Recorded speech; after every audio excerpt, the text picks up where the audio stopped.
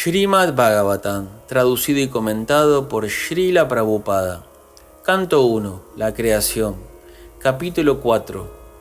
La aparición de Sri Narada. Texto 10. Él era un gran emperador y poseía todas las opulencias del reino que había heredado.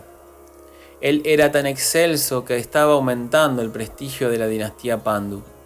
¿Por qué dejó todo para sentarse a orillas del Ganges y ayunar hasta la muerte? Significado. Maharaj Parikshit era el emperador del mundo y de todos los mares y océanos, y él no tuvo que tomarse la molestia de adquirir dicho reino mediante su propio esfuerzo. Él lo heredó de sus abuelos, Maharaj Yudhishthira y los hermanos de este. Además, estaba desempeñando muy bien en la administración y era digno del buen nombre de sus antepasados. Por consiguiente, no había nada de malo en su opulencia y administración. Entonces, ¿por qué había él de dejar todas esas circunstancias favorables y sentarse a orillas del Ganges a ayunar hasta la muerte? Esto es asombroso y por eso todos estaban ansiosos de conocer la causa de ello. Texto 11. Él era un emperador tan grande que todos sus enemigos iban ante él, se postraban a sus pies y le entregaban todas sus riquezas en beneficio propio. Él estaba lleno de juventud y fortaleza, y poseía opulencias reales insuperables. ¿Por qué quería dejarlo todo, incluso su propia vida? Significado. En su vida no había nada que hubiese que rechazar. Él era un hombre muy joven y podía disfrutar de la vida con poder y opulencia. Así que no había por qué retirarse de la vida activa. Él no tenía ninguna dificultad en recaudar los impuestos del Estado, pues era tan poderoso y caballeroso que hasta sus enemigos iban a él, se postraban a sus pies y le entregaban todas sus riquezas en beneficio propio. Maharaj Parikshit era un rey piadoso. Él conquistó a sus enemigos y por ello el reino estaba lleno de prosperidad. Había leche, granos y metales suficientes, y todos los ríos y montañas estaban llenos de potencia. De manera que todo era satisfactorio en el sentido material. Luego no había ninguna razón por lo cual él tuviera que dejar prematuramente su reino y su vida. Los sabios estaban ansiosos de oír hablar acerca de todo esto. Texto 12. Aquellos que están consagrados a la causa de la personalidad de Dios viven únicamente por el bienestar, desarrollo y felicidad de los demás. Ellos no viven por ningún interés egoísta. Así que, aunque el emperador, Parikshit, estaba libre de todo apego por las posesiones mundanas, ¿cómo podía abandonar su cuerpo mortal, que era un refugio para los demás? Significado.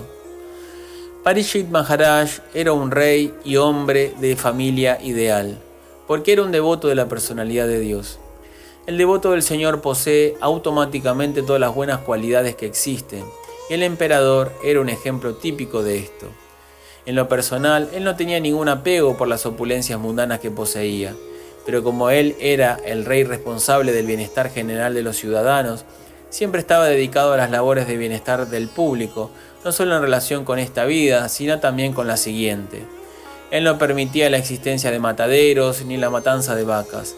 Él no era un administrador parcializado y tonto, que tomaría medidas para la protección de un ser viviente y al mismo tiempo permitiría que otro fuese matado. Como él era un devoto del Señor, sabía perfectamente bien cómo conducir su administración en aras de la felicidad de todo el mundo, hombres, animales, plantas y todas las criaturas vivientes. Él no poseía intereses egoístas. El egoísmo se centra o bien en uno mismo o en las extensiones de uno mismo, pero él no era egoísta ni en un sentido ni en otro.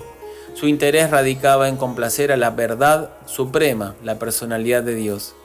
El rey es el representante del Señor Supremo y por ende el interés del rey debe ser idéntico al del Señor Supremo. El Señor Supremo quiere que todos los seres vivientes lo obedezcan y que en virtud de ello se vuelvan felices.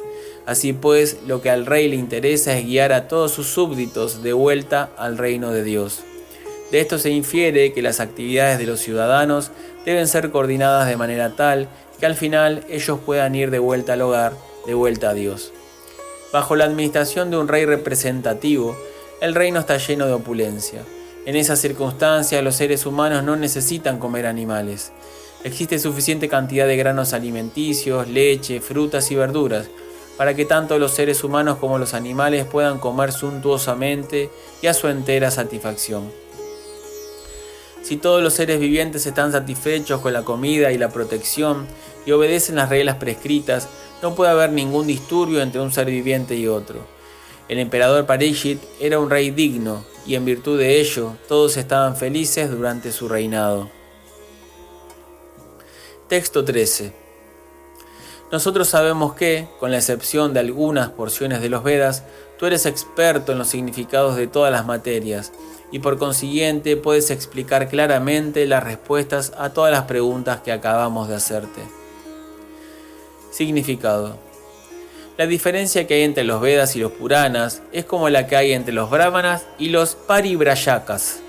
Los Brahmanas tienen la función de ejecutar algunos sacrificios fruitivos que se mencionan en los Vedas, pero los Paribrajakacharyas, o predicadores eruditos, tienen la función de transmitirle el conocimiento trascendental a todo el mundo sin excepción. En consecuencia, los Paribrajakacharyas no siempre son expertos en pronunciar los mantras védicos, que los brahmanas, que tienen la función de ejecutar los ritos védicos, practican de forma sistemática mediante las reglas de la métrica y el acento. Sin embargo, no se debe considerar que los brahmanas son más importantes que los predicadores errantes. Ambos grupos son simultáneamente uno y diferentes, pues sus respectivas funciones persiguen un mismo objetivo, aunque de diferentes maneras. Tampoco existe ninguna diferencia entre los mantras védicos y lo que se explica en los Puranas y los Itihasas.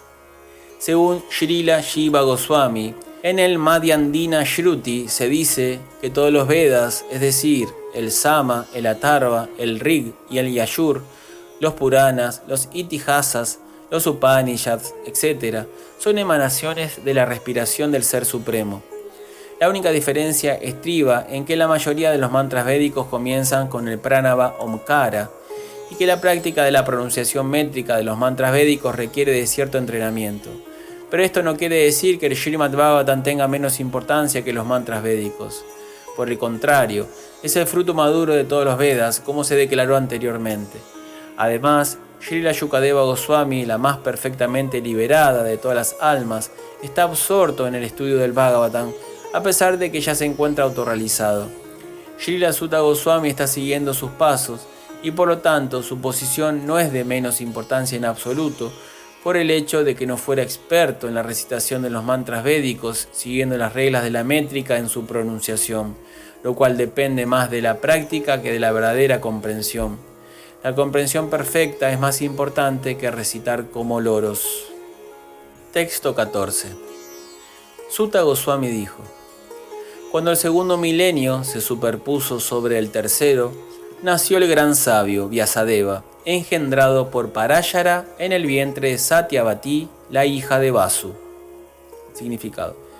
Existe un orden cronológico que sigue en los 4 milenios, es decir, Satya, Dwapara, Treta y Kali, pero a veces ocurre una superposición. Durante el régimen de Vaisvasvata Manu, ocurrió una superposición en la 28ª rotación de los 4 milenios, y el tercer milenio apareció antes que el segundo. En ese preciso milenio desciende también el señor Shri Krishna, y por esa razón se presentó cierta alteración en particular. La madre del gran sabio fue Satyavati, la hija de Vasu, pescador, y el padre fue el gran Parashara Muni. Esa es la historia del nacimiento de Vyasadeva. Cada milenio se divide en 3 periodos y cada periodo se denomina Sandhya. Vyasadeva apareció en el tercer Sandhya de esa era en particular. Texto 15. Una vez él, Vyasadeva, mientras salía el sol, realizó su ablución matutina en las aguas del Sarasvati y se sentó a solas a concentrarse. Significado. El río Sarasvati fluye en el área de los Himalayas, conocidas como Badarika Ashram. Por consiguiente, el lugar que aquí se indica es Shanyaprasa de Badarika Ashram, donde reside Shri Vyasadeva. Texto 16. El gran sabio Vyasadeva vio anomalías en los deberes del milenio. Esto ocurre en la Tierra en diferentes eras como resultado de fuerzas inadvertidas que aparecen en el transcurso del tiempo. Significado. Los grandes sabios como Vyasadeva son almas liberadas y en consecuencia pueden ver claramente el pasado y el futuro. Así pues, él podía ver las anomalías futuras de la era de Kali y en función de ello tomó medidas para que la gente en general pudiera llevar una vida progresiva en esta era que está llena de oscuridad. La generalidad de la gente de esta era de Kali está demasiado interesada en la materia, la cual es temporal. Debido a esa ignorancia, no pueden valorar las ventajas de la vida, ni pueden iluminarse en relación con el conocimiento espiritual. Textos 17-18. El gran sabio, que estaba plenamente dotado de conocimiento, pudo ver con su visión trascendental el deterioro que sufriría todo lo material como resultado de la influencia de la era. Él también pudo ver que, en general, la gente infiel tendría una vida de duración reducida y sería impaciente debido a la falta de bondad.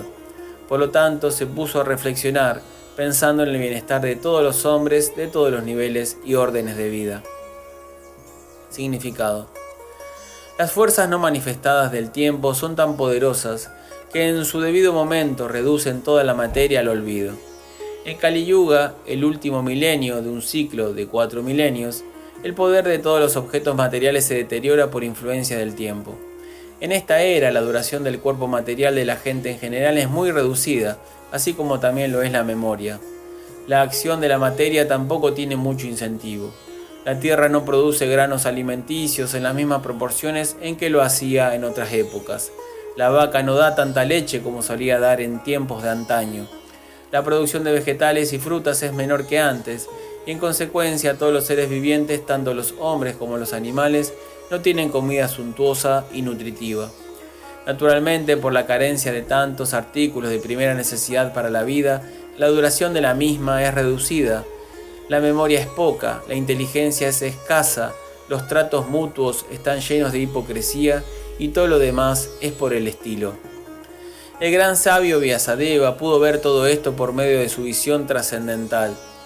Así como un astrólogo puede ver el futuro destino de un hombre, o un astrónomo puede predecir los eclipses de sol y luna, asimismo aquellas almas liberadas que pueden ver a través de las escrituras pueden predecir el futuro de toda la humanidad. Ellos pueden verlo en virtud de su aguda visión, producto del logro espiritual.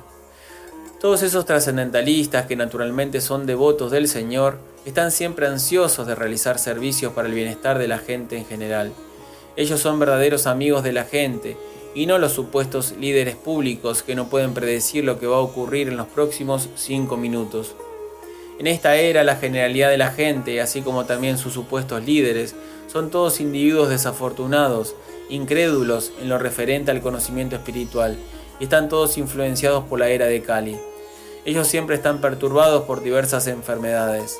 Por ejemplo, en la era actual hay muchísimos enfermos de tuberculosis y muchos hospitales antituberculosos. Pero en el pasado no era así, pues los tiempos no eran tan desfavorables. Los desafortunados hombres de esta era siempre están reacios a recibir a los trascendentalistas que representan a Srila Vyasadeva y que trabajan de forma desinteresada, dedicándose siempre a planear algo que pueda ayudar a todo el mundo en todos los niveles y órdenes de vida. Los filántropos más grandes que existen son aquellos trascendentalistas que representan la misión de Vyasa, Narada, Madhva, Chaitanya, Rupa, Sarasvati, etc. Todos ellos son exactamente iguales. Puede que sus personalidades sean diferentes, pero el objetivo de la misión es idéntico: llevar a las almas caídas de vuelta al hogar, de vuelta a Dios. Texto 19.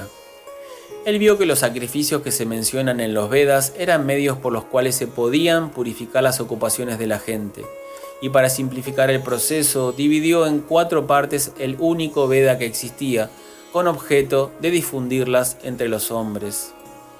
Significado. Anteriormente solo existía el Veda llamado Yajur, y las 4 divisiones de los sacrificios se mencionaban en él de modo específico, pero con el fin de facilitar la ejecución de esos sacrificios, el Veda fue dividido en las 4 divisiones de los sacrificios, tan solo para purificar el servicio en el que se ocupan las 4 órdenes de vida. Además de los Vedas, es decir, Rig, Yajur, Sama y Atharva, existen los Puranas, el Mahabharata, los Samhitas, etc., que se conocen como el quinto Veda. Shri Vyasadeva y sus muchos discípulos son todos personalidades históricas y fueron muy bondadosos y compasivos con las almas caídas de esta era de Kali. En consecuencia, elaboraron los Puranas y el Mahabharata a partir de hechos históricos relacionados entre sí que explicaban la enseñanza de los 4 Vedas. No existe ninguna razón para dudar de la autoridad de los Puranas y el Mahabharata como partes integrales de los Vedas. En el Chandogya Upanishad 7.1.4 se dice que los Puranas y el Mahabharata, generalmente conocidos como historias, constituyen el quinto Veda. Según Srila Jiva Goswami, esa es la manera de cerciorarse de los respectivos valores de las escrituras reveladas.